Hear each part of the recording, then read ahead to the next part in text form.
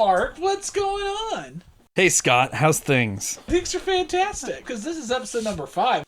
As a thing that we're trying to do, every 5th episode is going to be a top 10 list. Yeah. Which means that we're going to talk for too long about some specific topic, and we are just putting aside the rotatings, we're putting aside table shelf trade, all that, and just having a conversation about some topic. And even better, we are always going to have a guest. Yeah. So this week is Jason. Hey guys, blowing the way at you.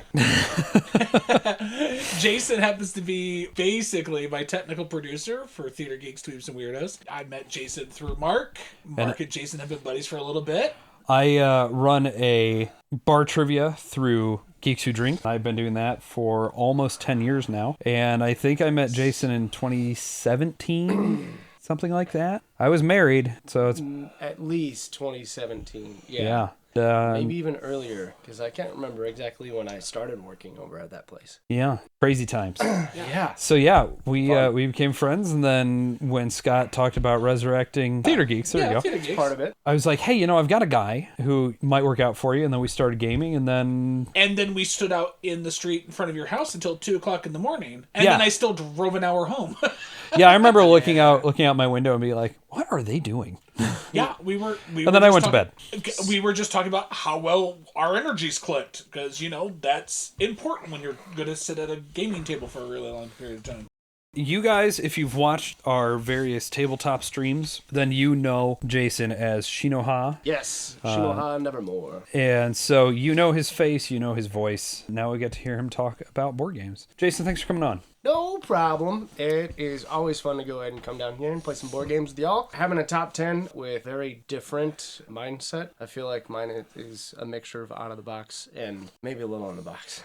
The topic today is actually what we feel should be your top 10 games to start collection. Let's talk a little bit about our methodology here. I went for a little wider of an array. It skews lighter than other lists than I would normally do, but my assumption with my collection is these are games that if you have, these are the only 10 games you buy, you're going to have a fairly well-rounded collection. They're going to be games you can play over and over again, and to some degree, you'll be able to introduce to just about anybody. Yeah. I do not have them in any particular order. If you came up to me at a convention or anywhere and said, hey, I want to play this game, I would happily play any of these games. Yep. Right Same. now. I only feel it's proper that we let our guests go first. One other question then. Oh, yeah. I also tried for games that are available, that are in print. Okay. Snipey McSniper over here. Look, I will admit there is one game on my list. It goes in and out of print runs, and I'm pretty sure it's in the middle of a long dry spell right now. How did you curate your list, Jason? We've talked about this before, as Mark said, and I actually had a methodology of having a well-rounded assortment of games that you could fit into multiple genres, that you could have different play styles and numbers for people. It can be anywhere from just an intimate one-on-one all the way up to having big party game. And before, I did have some, I guess the best way to put them is old school bangers in there. That's fair. They were great. Yeah. They're just impossible to find. They're just impossible. Now, unless you want to spend the coin. If you want to spend coin. Well, the one you also had to find a VCR for. Yes, that one, spoiler alert, is still on this list. And Amazing. I am 100% I agree. Yes, you can still, I'll say that for later. This is another moment where I feel like we need to get a jingle. So if anybody wants to record that for us. Number 10. Oh, that was horribly flat. It was. My top 10, rounding out the Big 10, is a game that T-Turtle came out with a little bit ago. In all honesty, it is a good, fun game to go ahead and play. I believe it is 2 to 5. It's called Here to Slay. Yeah. It is a fun game where you get to pick your leader of a group, and you are enlisting a number of different types of adventurers and fighting different beasts. And the goal is to go and have a full party or be able to beat a certain number of beasts by the end of the game. It's first to one or the other. I picked this one because A, it is very readily available pretty much anywhere. They have some cool, fun expansions for it. They do also have new exclusive cards that they are bringing out to conventions basically every year. So I've already collected a couple of those. And then they have a couple small expansions. But the art style is really cute. It's still in that centric of T-Turtle. It is a game that you can go ahead and play for all ages. You can go ahead. I've taught my nieces. Very fun game. Easy to get into. Easy to teach. So that's my number 10. I have no opinions. I've never played it. I've played it. It's a lot of fun. Like that company has come up with some really fun, family friendly games. But still, if you are a games player, there's still enough meat that you're like, okay, I didn't waste my time. Like it couldn't have more, but I still enjoyed myself. Nice. Yeah, cool. I would always put it along the lines of how when we play Q-Birds and Abandoned Artichokes, it's got enough meat that we're having a great time and we have a great conversation and still have like a good gameplay. All right. Yeah. I didn't even think about it. I didn't even talk about how I came up with my games, but you know. So Scott, why don't you go ahead and tell us what your methodology was? Because I think you were just mostly agreeing with mine, and I assumed that was happening. A little bit, yeah. It was one of those things of I wanted to pick stuff that, yes, is easily accessible, but it builds a foundation. Because you need to know some basics, and then like some of these are a little bit more on the up and up when you feel more comfortable into it. So that's what I was thinking with. My number 10 comes from GameRate, and it's Sushi Go Party. It is very fun. It's very fast. It's very easy. There's a lot of customization. We talked about it briefly on an earlier episode. The variety that you get, and that really hard to be bored with that game, and it's just it's fun. I'm gonna plop down this big old tin, and we're gonna pull out the dumplings, and we're gonna get the wasabi, and I'm gonna hopefully get a bunch of sorbet for dessert, and hope I score all the bonus points. Then they added the menu and the chopsticks. They just did it right. That production value was very good. When we picked it up, I instantly had to open it up and just touch all of the things. Oh yeah. Yeah. It's a good one for all skill types. So I'm not going to lie, I accidentally built a list with 11. How dare you? And He so- went over mine 3 times to make sure I was only at 10. I see he has an honorable mention. I have 2 of them. You actually have 2 of them. And so, I'll work on an extra. so I will say that I'm going to take this off my list to be able to talk about another game without doing crossover. This was on my list as well. Oh, really? It was going to be either version, Sushi Go or Party. Phenomenal game. It's Phil Walker Harding. Yeah. It's game right. It's cheap. It's cute. It's so fun to play. And if you want to learn drafting games, few better to learn. Yeah, there's really no better. All right, so my number 10, this is actually the one that forced me into having 11 because I thought about it late. I'm like, I really should put that on. And so I'm going to. We all have those games from our childhood, and I'm sure we're going to hear about a couple of them later, that some of them hold up, some of them don't. And Restoration Games is absolutely the king of restoring old games. That's their entire model. That's their name. Yeah. And if you ever played the original Fireball Island, Oh, yeah. Really? it's honestly not that good. No. But the new Fireball Island Curse of Volcar is phenomenal. It's stupid, it's pretty, and it's one of those things where you're going to have whoever is playing with you walking around the table and just cackling because I'm going to flick a marble at you and hope for the best. Yep. I remember there was a kid in my neighborhood. The only reason why I was friends with that kid was because he had Fireball Island. It's such a good game. He also had Crossfire. Oh, well, I Crossfire, you just hit your fingers. Yeah. Love it, but still. You know, I have a big wooden crate of Fireball Island back there, and it doesn't come out anywhere near often enough. I've gotten most of the expansions. I've gotten the little geek up bits for it. Just let's see, there's a spider, there's a tiger. Oh, there's bees and there's pirate That's right, ships. there's So there's bees. so many stuff. Oh yeah, there's like little itty bitty small ones. And Yeah, little tiny marbles. And this is why I don't get rid of it. Because even though it doesn't come out often, even though it takes up an enormous amount of space. we just geeked out over it. We haven't even played it. Exactly. Yeah. There is a mass market version. Production wise, it is not as pretty, it's not as long lasting as the other one. I forget the name of it, but if you go to Target, it's the one in Target. The only real thing with Curse of Volcar is you can get the regular edition, it's like $60. The fancy edition's like $100, but the Target one's like $30. You can pick it up, try it out, go chase down the bigger one later, whatever. Chase down the bigger one. It's- Just do yourself a favor. You are on an island, you are trying to pick things up, and you flick marbles at each other. For just sheer, silly, pretty fun. It's hard to argue it. Jason, number 9. So Number 9 is mass marketed up the yin yang. But one of the reasons why I do have it on here is it is for a ton of people. You can have anywhere from 2 to basically however many people you want on there. And there's so many different copies that whatever genre is your favorite, you can pick. Can I guess? Yeah, Is it Wits and Wagers? it is not. Ah, okay. I put on Flux. Oh, Flux is on my list as well. Actually, Yeah. Flux is on my number 8. Yeah, it's just, it's one of those games that there are so many different types of Flux you can go ahead and grab. Collectors like us will hate it because they just make infinite amount of them. But also, it's hard to hate the game when you can just throw it down basically anywhere, be able to play, and you make up the rules as you go. And we are talking specifically about the card game, not the terrible board, right? Oh, yeah, the card game Flux. Yeah, the one with Firefly, the one that's got Star Trek, all of the good genres. Oh, yeah. I haven't played Flux in some time, but I still own 2 or 3 decks of it because at some point I'm going to have to teach my sons how to play board games. And honestly, it's a really good one to start with. And it is a lot of fun for what we've talked about in that front porch type of game that we talked about a couple episodes ago. That's a really good one for that. The amount of times I've taken Flux to a bar or a brewery or whatnot just to play with folks is astronomical. It's definitely one of those games where it is very nice to sit there and have it in your pocket. I want to have a good long conversation. We're at a restaurant. Let's do this because this will at least stimulate conversation. And it helps that any particular deck is like $12. Yeah. And you can technically mix and match them, shuffle them together. Don't, in my experience, but I mean, wouldn't unless you're mix doing the them. zombies. Zombies is the only one. Yeah. I don't like mixing them together just because so many of the goals are centric to the specific decks that you have. Yeah. You put that together, it's like just mixing together every single expansion of Munchkin and you're just going to have a terrible time. Yeah.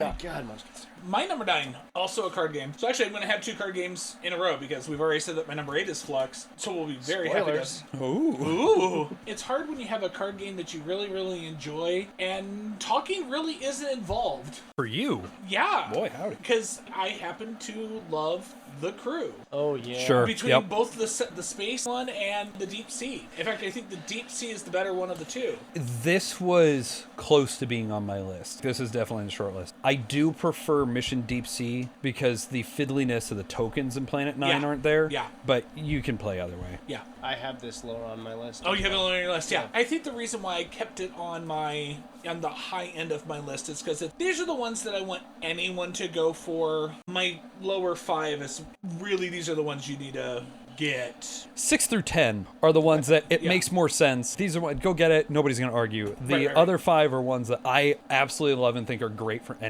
most collections, and it's where I would start. I've got them flip-flopped. Sure. So well, we'll hear more about the crew later, I guess. Yeah, probably will. Yeah, so The Crew is my number 9. So my number 9 is one that, frankly, I probably wouldn't have looked at if it weren't for my wife walking through Target one day and saying like, hey, what about this game? I already know what it is. And I looked up on BGG. I'm like, okay, it has good reviews. Let's try it out. And it's the game that made me love Prospero Hall. And it is Disney's Villainous. I knew it! Yeah. Now, some of the expansions are a little whifflier than others. Certainly, it's not been as good since it's moved on. The original Disney Villainous, The Worst Takes It All, or the new reworked Introduction to Evil, start either way. In fact, I actually updated my copy of the green box with the new Introduction to Evil. It improved on some of those decks. I don't know if I would do that with any of the other expansions, but Ursula is now actually fun to play. What's cool about Villainous is so many people are Disney people, even tangentially, even if you don't call yourself a Disney adult, and I don't call myself a Disney adult either. But it's hard to deny how much of that popular culture is something that I've enjoyed. And Villainous is a really fun game to sit down, put in front of people. It has some meanness to it, which for people that have played a lot of other big box board games, that's an easy way for them to understand how to interact. But because of the theme, it will draw in so many people that wouldn't otherwise play a board game because, oh, you like Dr. Facilier? Here he is. Let's play it. Oh, and you want to have somebody else play Pete? Great. I'm going to be over here as Oogie Boogie. Let's go. It's just really, really cool how it works. I have not played Star Wars. I have not played Marvel. I have looked into the differences and I vastly prefer Disney, which is why I've just stuck with collecting that one. I have both the Star Wars and Marvel versions. I don't have all of the Marvel characters, but I picked up the Star Wars. I don't know if they've released a bonus of the Star Wars yet. There's at least one. There's a Scum and Villainy expansion. Is there one? And there's 3 or 4 for Marvel. So, I mean, pick your flavor. The big difference between Disney and the other two is Disney, you are specifically targeting each other. Star Wars and Marvel, you are fighting each other as well as a main deck. So instead of everybody having their own fate deck, there's just one in the middle. Yeah, I don't think I enjoyed the Marvel one as much as the original did. I think it was just something about having that deck in the center that I was... I also think the character choices they made for Star Wars, they at least out of the base box, were questionable at best. Oh, very questionable. I bought the Venom expansion of that one, even though I do not own any other villainous, because I just want to make sure when I go and play that with friends, I have my favorite boy. Because even just the little mold is awesome. The character pieces and villainous are great. Cool. Yeah, they do a great job. So, Jason, what's number 8 on your list? So, number 8 for mine was a little bit more of a thinking game. It's only for 2 to 4 players. It gave me a sense of being able to have tactics along with enjoying each other's company. It's called Elements. I know this one. Yeah. Yes. It's a really pretty box. It is very pretty. Essentially, what you're trying to do is each person is a different type of sage, and you're just trying to essentially box the other sages in so that they can't really move around the map. And you do that by harnessing all of the different elements. Currently, there are 4 in the main box, and then you also get an expansion, which is a silver expansion, to get more. One of the cool parts is it's a grab bag of getting the elements, and then you have to tactically play those elements because each of them have a different effect that they do on the board. Air helps you be more evasive. Fire is obviously a very big scorched earth type of thing. Earth does help wall off areas, but it gives me this sense of if you want to play things like Chinese checkers, chess, stuff like that, but you want to go and have something a little bit more original and a little more thought-provoking, try Elements out. It's got a cool production value in there. Well, we know what your 8 is. Yeah, well, my 8 is Flux. Games for Flux can be done in as quick as 30 seconds if you've got the right hand, or it could take a half an hour. It's one of those things of just the sheer fact of if you are playing that base game. The rules of the game are you draw one and then you play one until the rules change. When those rules change, you're just going, oh, what? There's nothing like sitting there and like, hey, everyone, we're gonna draw 5, we're gonna play 2. Cool, you've all got a whole bunch of hands, and now your hand size is 0. You guys have to get rid of all your cards now, and I get to play mine, and then I will decide what I'm going to get rid of. It's a game that does keep you engaged at all times because the rules change so much and so quickly. You can't just be like, I was on my phone doing whatever. You have to be paying attention. Yeah, because the whole thing is if someone accidentally plays the goal and you have the right keepers, that's it. Game over. You win. So you need to be paying attention. So get yourself a Flux, but not the bad board game. My number 8 is one of my current games I'm a huge ambassador for. I really, really like Emma Larkins as a designer. This is not the one that we have talked about on this channel multiple times. This is not Abandon All Artichokes. This is, in fact, Starry Night Sky. This came out from Buffalo Games, who, honestly, Buffalo Games are just kind of a great company to start with. They're normally relatively inexpensive, great productions for what they are. And Starry Night Sky is fairly understandable, where you are just trying to map out constellations, and you're doing it by drawing stars out of a bag, and you have 3 star pools that you place them in. You are then trying to, on your turn, use all the stars in one pool to complete constellations. And it manages to take one of those mechanisms that I really dislike in games of everybody's going to work on something, but only the last person is going to score or get points or whatever from it. Everybody gets something from working on a constellation, but the last person can then use a second of their star pools to try and jump and keep going. The board is really interesting. It is all fake constellations, and I understand why they went that way. So that way it was easier to sell across multiple markets. It's also less like, ooh, they didn't do this particular star pattern right. That's a small niggling thing I have with it. But that idea of getting to play with really cool little stars and trying to make really cool combos that allow you to bounce all the way across the board. It is a game that allows a lot of cool things to happen, but then it allows, once kind of the end game trigger happens, it allows you to keep doing some cool stuff for a little while. So it's not, hey, the board's all developed, game's over. So it's one that is, like I said, relatively inexpensive from a really, really great designer, great production, a lot of fun. Starry Night Sky.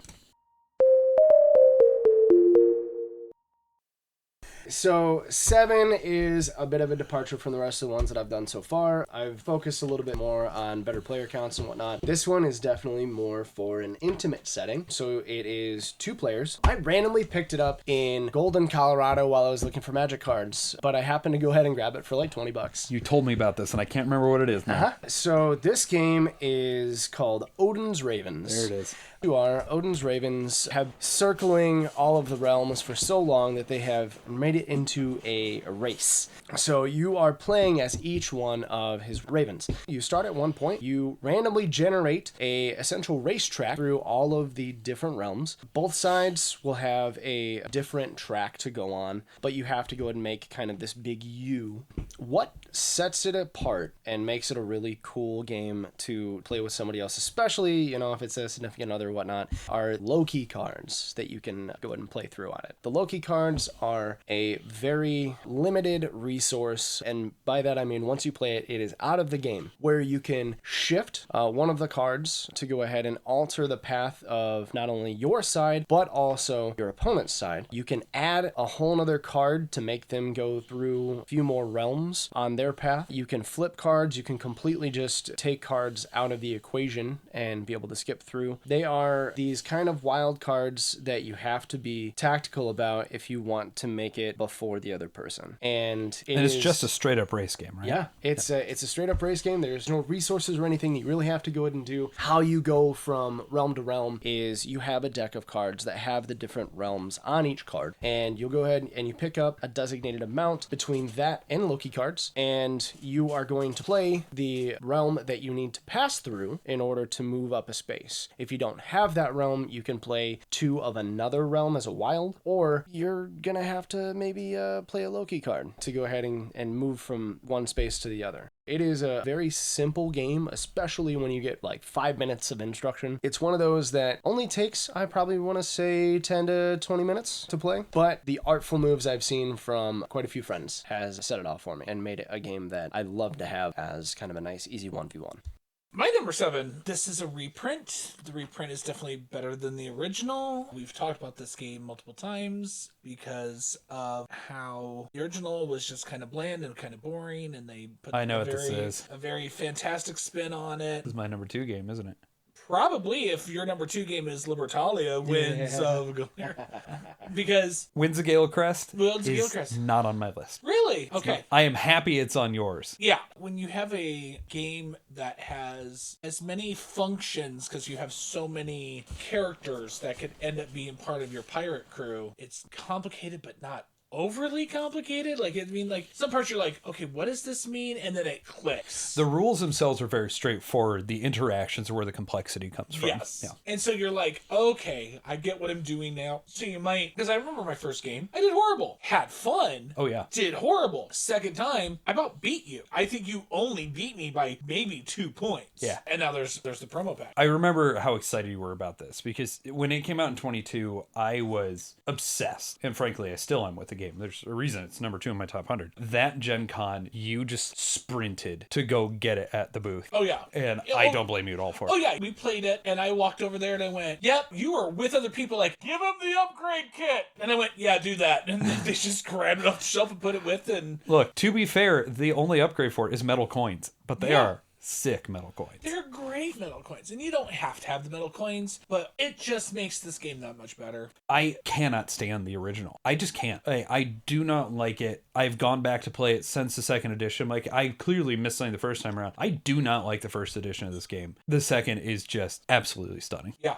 Meanwhile, my number 7 is, again, it's one that I've talked about many times in the past. I am nowhere near the first person to sing the praises of this. Where this game really shines, and this is my real party game pick for the list, is it feels like a game that we should have been playing for decades. And the fact that it only came out in 2018 is just baffling to me because it feels like such an obvious game to be made. And it's just one. Oh. We've talked before about my kind of weird love-hate disinterest in most word games, because one of the problems I have with word games is it can make you feel stupid. That is not the case with just one. The trick on this one is you have one person who essentially acts, I guess, as the judge, if you want to use that term, where they have a card that they do not look at that has 5 words on it. They pick one of the 5 and they turn around or do whatever. Well, everybody else figures out one word that they are going to give to the judge, and they have to figure out what word they picked from everybody else's single words. But the game of it is, if anybody writes the same word as somebody else, both of those are knocked out. All 3 of them are knocked out, however many. So you could end up with 1 clue. And I've been in that position, and it is wild. Yep. So it definitely benefits by playing with people you know, and you know their thought patterns, because inside jokes, wherever, can certainly help out. But man, it is just, it's so great. It was one that we played a lot over Zoom during the pandemic. It was one that I have played with pretty much everybody in my family, because it's just so easy to table, to teach, and then just play for however long. You could make the argument it's an activity, not a game, because forget the scoring. You just play and have a lot of fun with it. We definitely did that, and I remember multiple times that when we were playing on the same table, we had the same exact word that we wanted to write down, and we'd say it every time, but it's like, oh, I was going to think of that word, but then thought you might have written it down, so I had to go ahead and come up with another one. There have been moments where I think it was actually you and I did this, where we're like, it's a 2-word phrase. I'll write the first one, you write the second one. And with that, we got it. Yeah. It's so much fun. My number 6, this game is just a rootin' tootin' good time. It feels like it is a comic book on a board game. You can play 1 to 4 players, and it is just doling out some hardcore vengeance. It's the game Vengeance. I absolutely love this game. Being able to go ahead and have your pick of these just wily characters, load them up with different types of equipment, and going through and doling out some much-earned vengeance to several different groups. Right up my alley. This is a revenge movie as a game. So think John Wick, Kill Bill, anything like that. In fact, in the Roll and Write, there are dens based on those movies. Yes. Yeah, that game is deeply out of print. I love like it. Aggressively. In my friend groups, it seems like at least one in every friend group has a copy. The thing with Vengeance is it's overproduced. Yep. It's super overproduced. All those minis could just be tokens and it'd be fine. That's true. But man, you know what? It gives it such table presence. It's so fun to play. That's one of the big draws for me. It's a little fiddly, and it's, there are plenty of complaints that you can level against it, but at the end of the day, it's just stinking fun. It's so much fun. And you don't have to be mean to each other on that one. You get to go ahead and just play through, and am I going to make it through this den? Great. Am I going to die? Probably. I might get unalived. It's okay. Have you tried the Director expansion? No, but I want to. So it turns the game essentially into Left 4 Dead, where one person plays as the director and they put out all the bad guys and they do all that stuff. And then everybody else plays against them, trying to survive against what's thrown at them.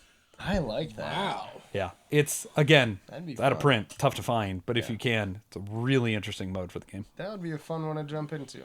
And that's also Mighty Boards, and their productions are normally pretty great. I do not know how to play chess, but I don't need to worry about that because my number 6 is Onitama. I love Onitama. It is a beautiful 2-player game. I have its expansions. It is so much fun because you draw 5 cards, and those are the moves that everybody does. And those moves get shuffled back and forth, and by gum, good luck. Because I am hideously bad at this game, but it is fascinating how variable. It's just 5 cards. You just pick cards. And, out of 12. The base game, they used the Chinese Zodiac. right. And then they've expanded on it. Where the game is truly brilliant is whenever you use one of your moves, you put it to the center and you take the card that's in the center. So whatever you just used, your opponent is going to be using in 2 turns. So it's just, yeah. And so you're sitting there looking at going, oh no, I just gave you something that you're going to at least knock out one of my pieces. And that might delay you from using that move indefinitely, or you're just waiting for that perfect time to strike. Yeah, literally when that game came out, I demoed it at GenCon, and it was, I did a move, my friend did a move, I did a move, then I sidestepped to the table, grabbed the game, put it back on the demo table, and finished playing the game with my buddy. That's awesome. The guy that was demoing was like, really that quick? And I went, I am hooked. I am not good at chess. I do not know the rules of chess. This game had me hooked. And when the 2 expansions have come out, I have bought them almost immediately.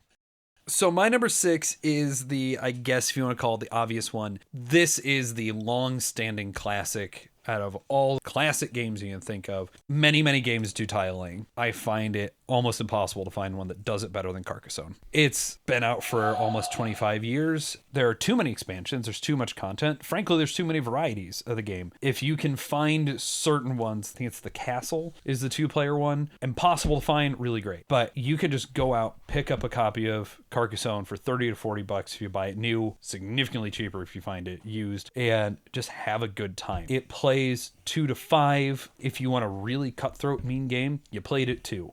If you just want to have fun and just kind of play around with other people and just try to build ridiculous cities, play it at higher player counts. It's flexible. It's easy to teach. It's a classic for a reason. Can I tell you a short story about Carcassonne? Sure. I've never played it. We'll have to play it. That's the story. Can I tell you a short I story want about to. Carcassonne? Can't stand it. Oh, Not a fan. It's definitely one of those I'm like, yeah, okay. We've even played the cooperative Mist over Carcassonne. Yeah. And you know what? Totally makes sense that you wouldn't like it. I know who you are well enough that it just, that's not the way your brain works. But I mean, we'll play it when you're moonlighting without Scott. sure. You bring over Odin's Ravens, I'll throw my Carcassonne down. yes. And I'll sit at the end of the table and make fun of you both. That's what you do anyway. Yep. All right, Jason, number 5. Number 5. This one was definitely one that we've talked about before. It's dead. It's up my nerd alley. I don't even know what else I need to say much about it. This one is a card game where you already have a full deck, so you don't have to really go ahead and do any buys. You are playing mostly co-op. There is somewhat of a Victory Point-esque type of thing if you wanted to, but you just get to play as your favorite Marvel heroes. Marvel Champions And this is going to be on there. the one that I chose.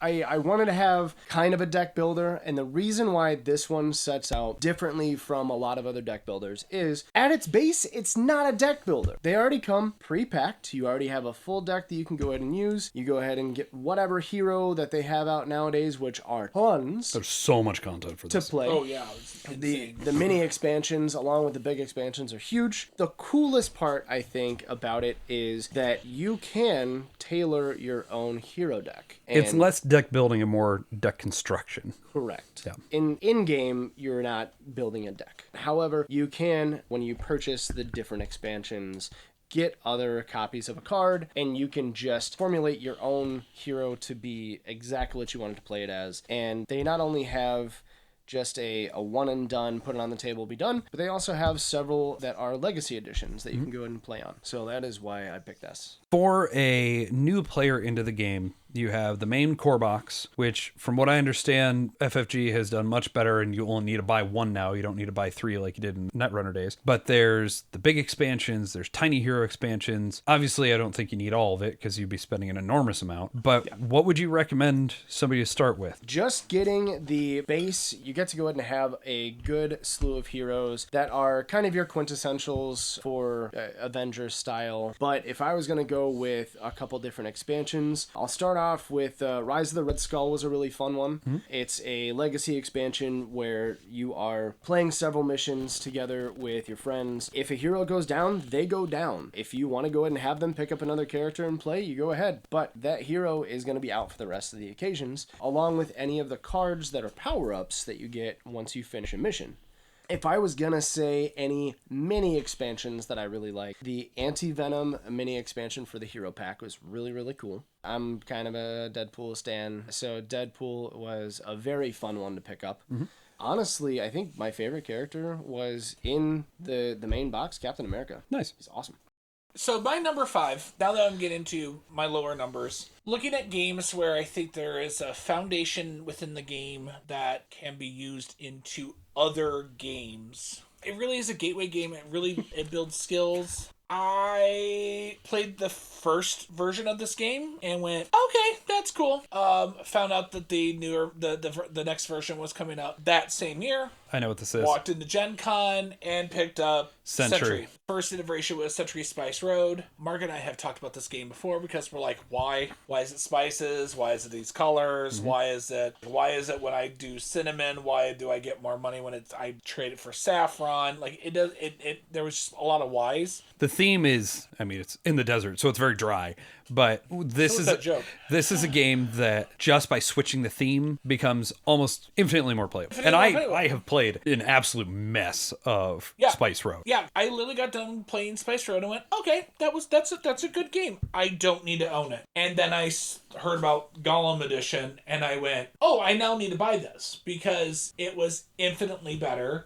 Because you're looking at cute golems, and I didn't care why blue went to green, and I didn't care, but also you also didn't need to. I didn't need to know. Where history, when you're dealing with the history of Spice Road, it's like you're talking about a period of time in history that not a lot of people know about. And so like, why is this spice worth more? Like, can we discuss that? Well, we don't need to in Gollum Edition. Mm-hmm. And then they built out a whole series along with it. I own all of them. I have yet to play the combined games. I have yet to play the combined games. I definitely want to do that at some point. Same. When you sit there and you look at, if you go for this game, please get the Gollum Edition. It's just going to be more fun because it's more lighthearted. And it's also just bright and pretty on your table. It's not brown. It's not brown. It's not dull brown and dull orange and dull cream and dull purple. The color scheme works very well for the thematic, but then you look at something so bright and shiny like Gollum when it's all these bright shiny colors and it's whimsical. It brightens the table up. This one. So my Empire Strikes Back is my deck building pick. It also integrates the racing element of one of my further up games, but it's primarily for the deck building aspect, and that is Quest for El Dorado by Reiner Knizia. The new Ravensburger edition is stunning with the Vincent Dutrait artwork. The older one is just as fine. I just happen to like Vincent Dutrait's artwork pretty much more than anybody else's in board gaming. He's just my favorite artist.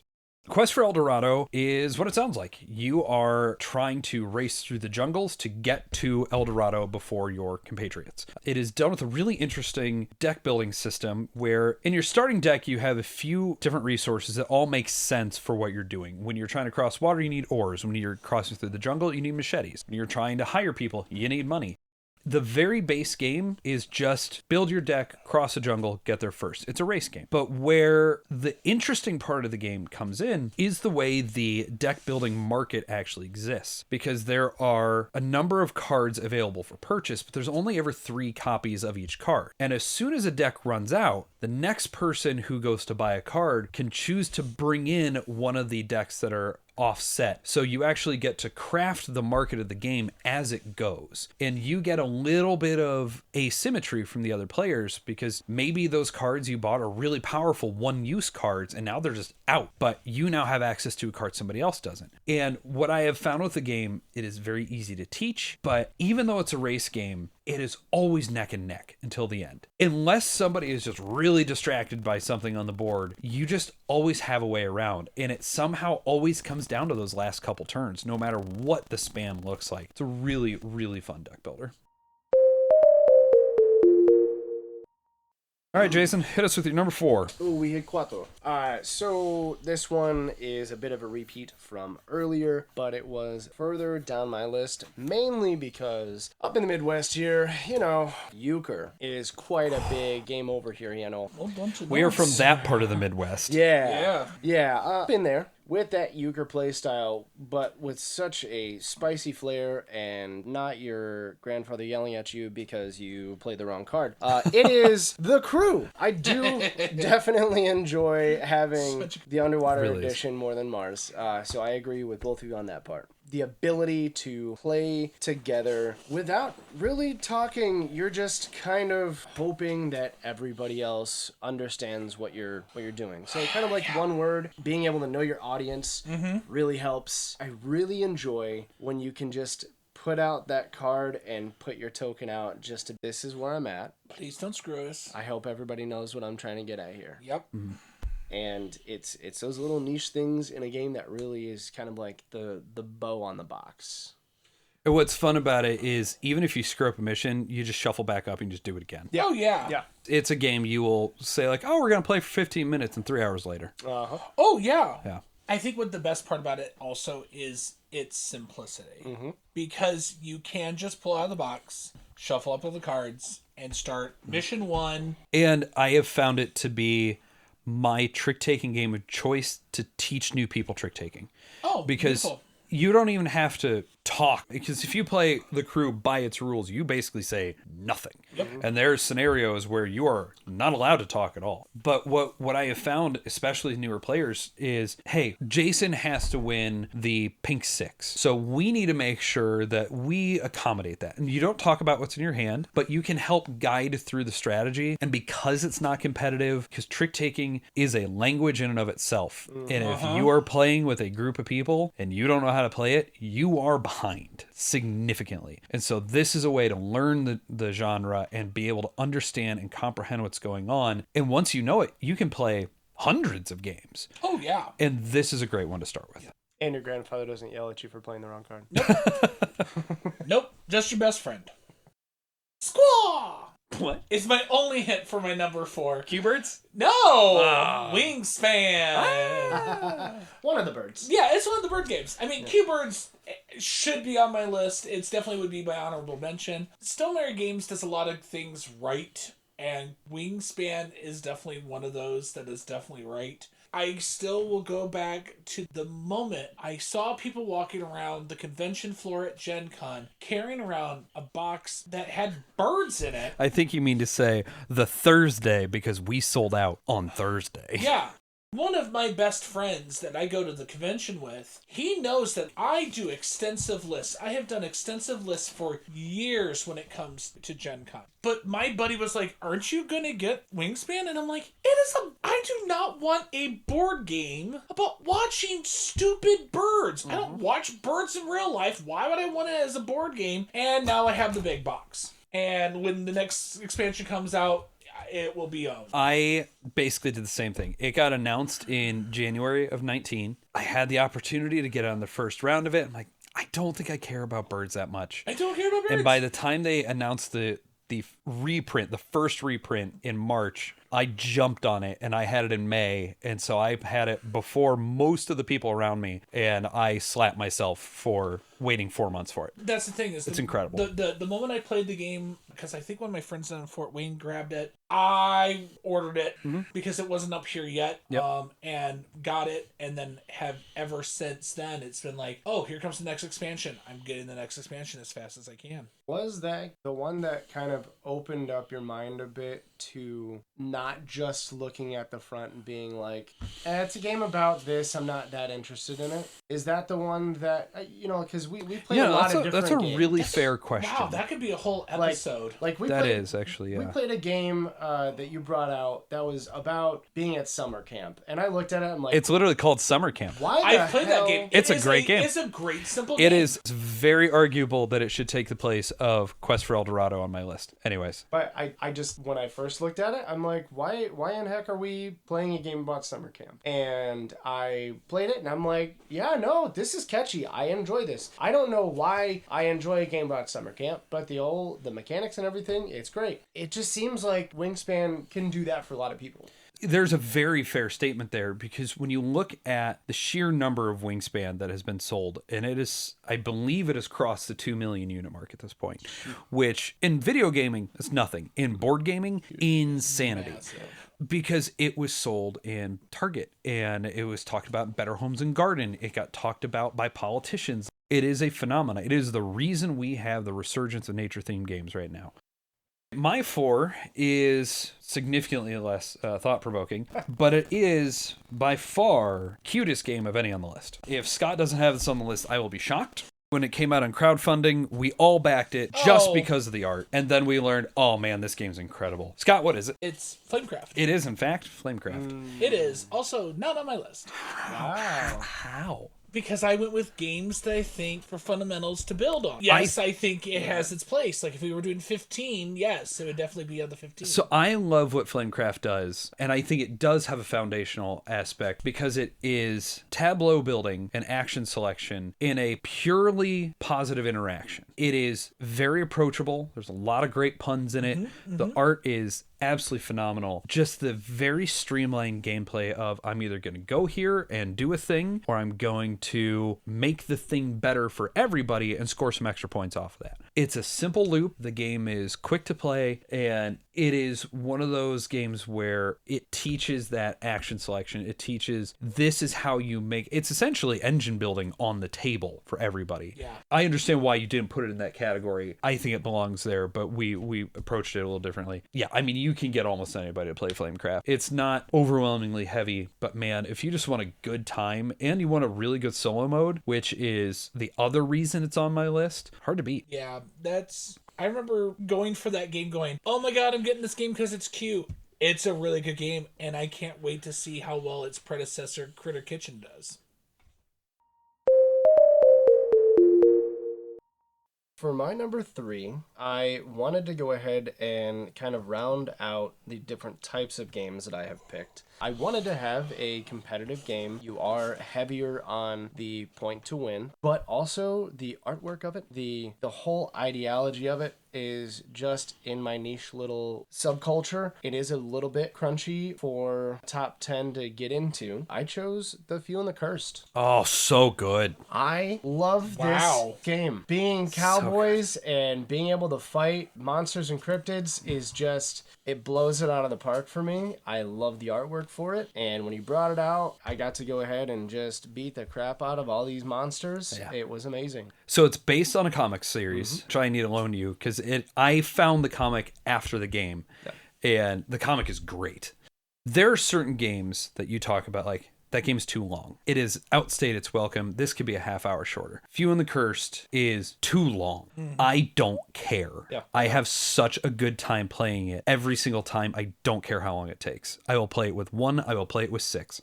I don't realize how long it takes until we're at the end of it and I'm wanting to curl up in a corner and go to bed. It also has the best deck building system of any deck builder. Because it's really nice. Your turn starts out and you are just handed 2 cards and you get to pick one of them and put it in your deck, which means whatever you need on that turn, you have a really good chance of now having. Yeah. So good. And so rare, especially for a deck builder. That's a good choice. Have I mentioned how pretty it was? It's pretty. Yeah, I was looking back there. My number 3 takes a classic mechanic that we all learned probably with our grandparents or at least with our cousins sitting around playing board games. It's Dice Throne. Yeah. Oh. Okay. Gotta love Battle Yahtzee. I played the prototype at GenCon one year and literally stood in front of the guys at the booth, hopped on GameFound, and late backed it.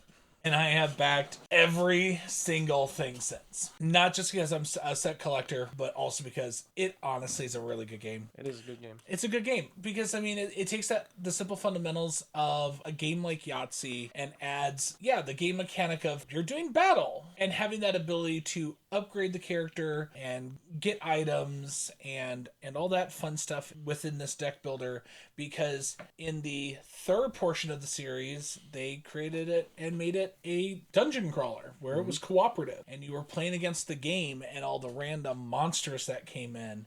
It's a storyline and your character levels up and you get more cards and you get special things along that route. And then they got the IP for Marvel. And I kickstarted that one. And then they got the IP for X-Men. And I've kickstarted that one. And I have the Santa versus Krampus. I am very happy you own it, so I don't have to spend all the money on it. Yeah, I'm very happy I own it too, because it's the modern version of X-Wing of you don't need to buy it because the other guy has everything you need. Yeah. I mean, and what's so nice is they did a season 1 re-rolled where they did the good components in their season 1 box, and then re-release 2 did the same thing. But they've also, like, you can go to your local game store and just pick up the gunslinger versus the tactician. Just two. So you can sit there and be like, do I like this game? For $20. For $20. Am I going to enjoy this game? Oh, I am. Okay, well, let me finish out this series, and then I can hop on their website and get the chest of forever. Such a phenomenal game. Mark. So my number 3, one of the things we've touched on it with various picks, especially with something like Dice Throne, is pretty games are more fun to play.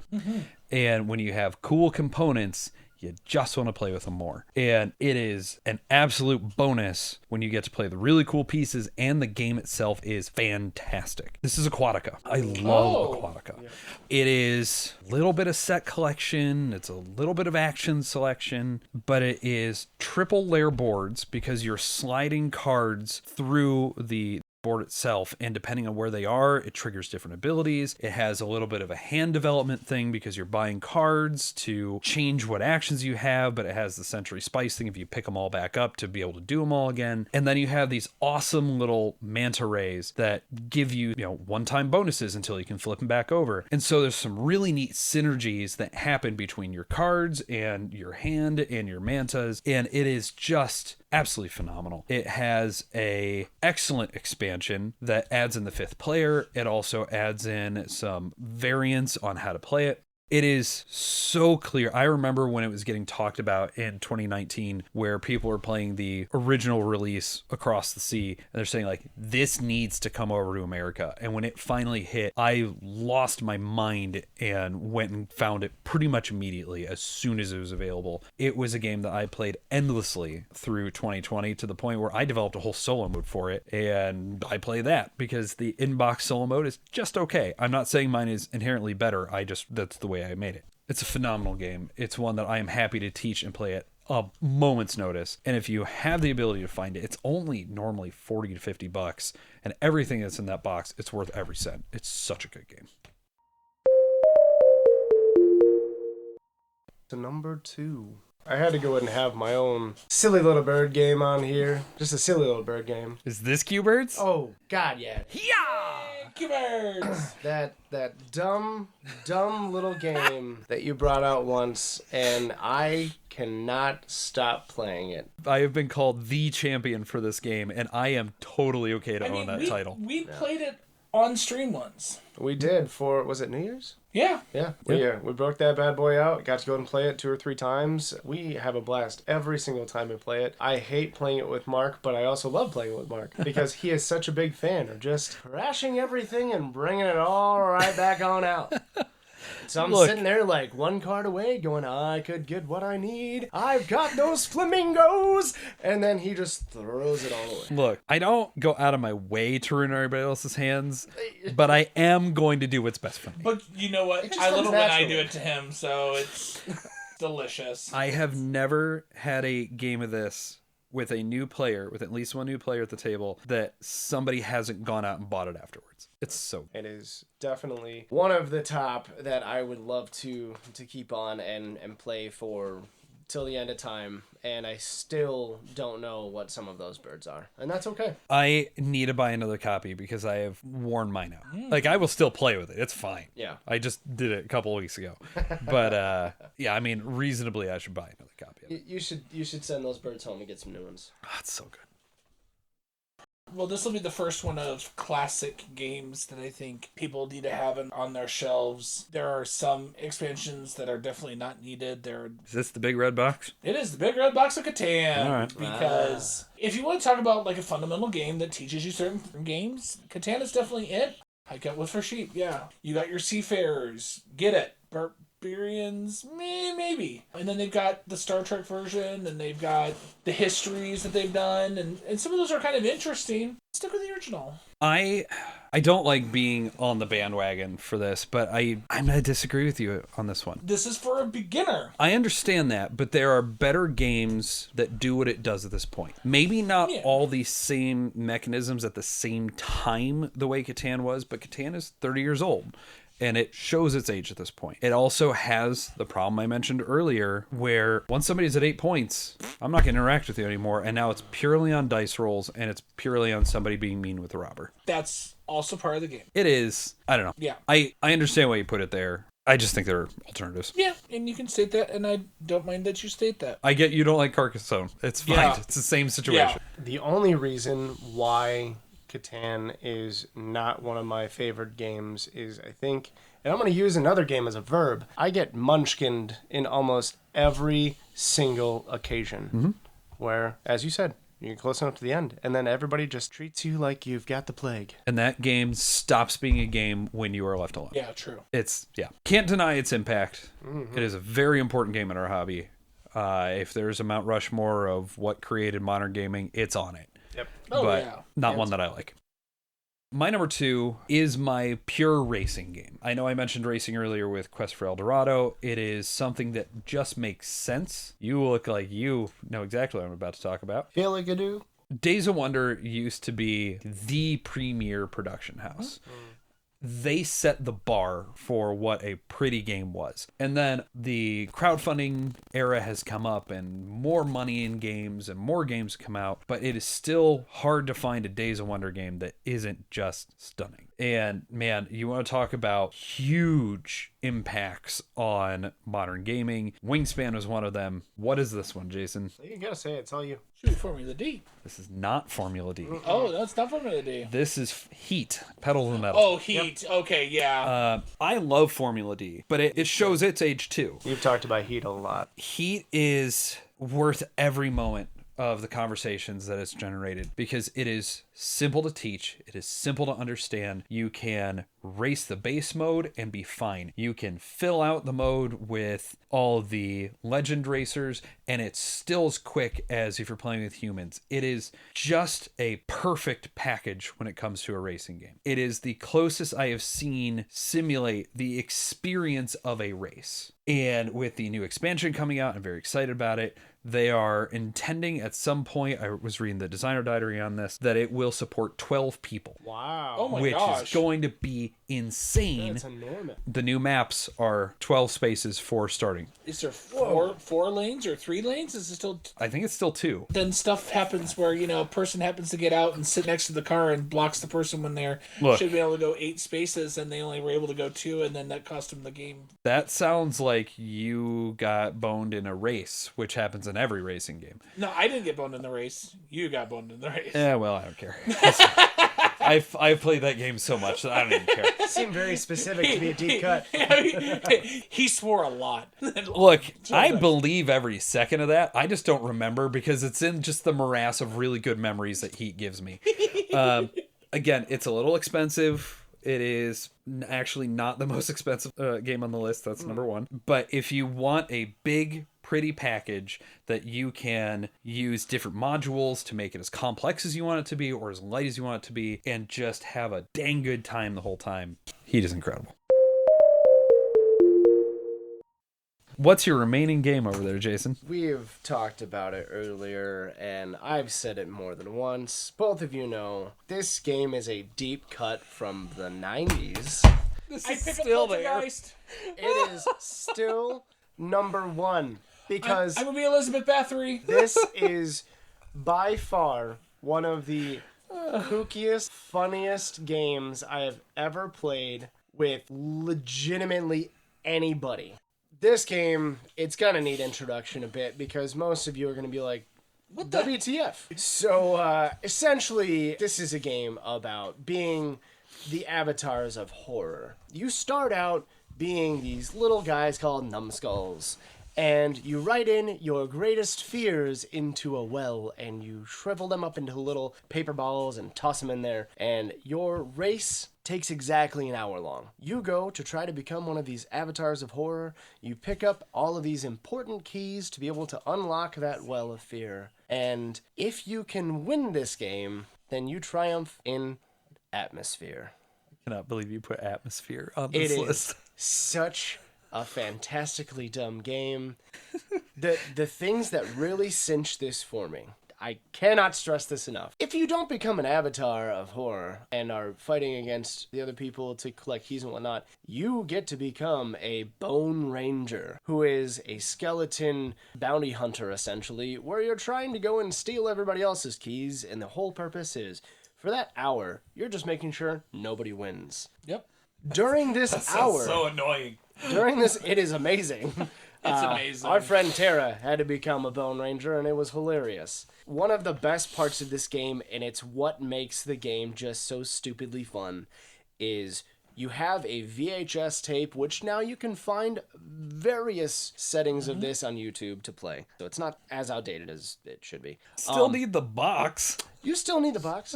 You have a person that describes what the game is. It's the game master. It's the gatekeeper. It is essentially if the narrator from Tales from the Crypt and Emperor Palpatine had a baby. This love child is absolutely atrocious. He pops up on screen multiple times during the game and just goes, "Stop! Whose turn is it next?" And just either gives you good stuff or gives you very bad stuff. Most of the time it was bad stuff. Well, I always end up being like, lose all your keys. And like, what? And you have to be careful. You watch what you say around this person because they are the GM for this game. Depending upon how you treat them, it could go good, it could go bad. But it is an hour of nonstop fun, and it has stood the test of time for me. Every time I broke this game out in the last 2.5 decades, everybody has had a blast playing it. Atmosphere, number one. If it's not in your local Goodwill, you won't find it. You might find it at a yard sale. Maybe.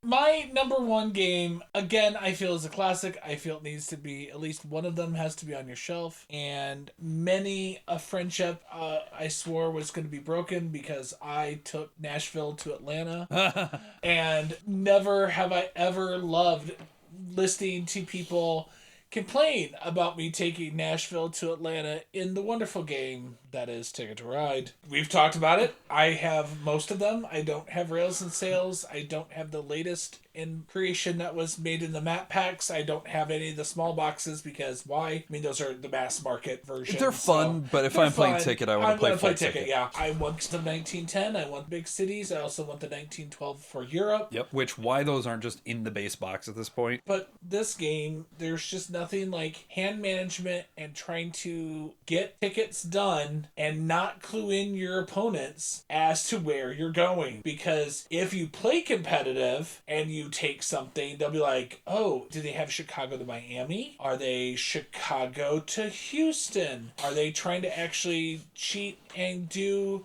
San Francisco to New York and score the points? Yeah, the fact that you were able to start and continue anywhere. playing anywhere is a brilliant touch in that game. Yeah, because you don't have to start one of your base cities. You can start absolutely anywhere. And honestly, my favorite one is the Nordic countries. Yeah.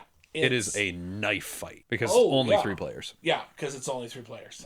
It's interesting because you normally hear the triangle of Catan, Carcassonne, Ticket to Ride. I think it's interesting that all 3 of them made it onto our lists. But yeah, I mean, it's a great game. Yeah, it's awesome.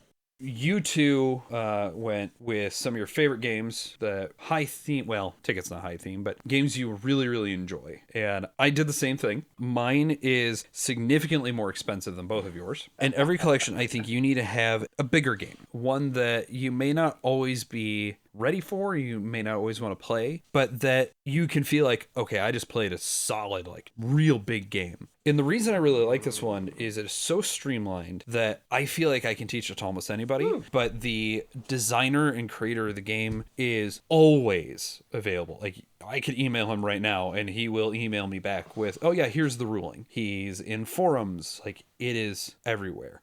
And the game was designed to trick his wife into playing board games with him because the theme is the Regency period. The game is Obsession.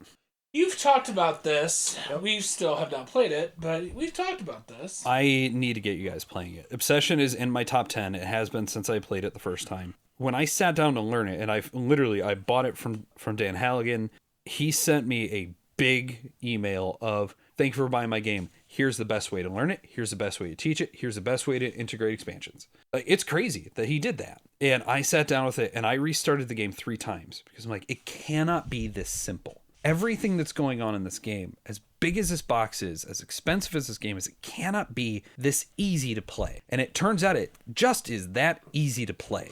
The depth of choice of what tiles you're buying, what servants you are taking, what guests, what visitors you're bringing in. Do I want to do something that is distinctly harmful to another person? Am I going to chase after getting the person at the end of the round, or do I not care and I'm trying to get my points elsewhere?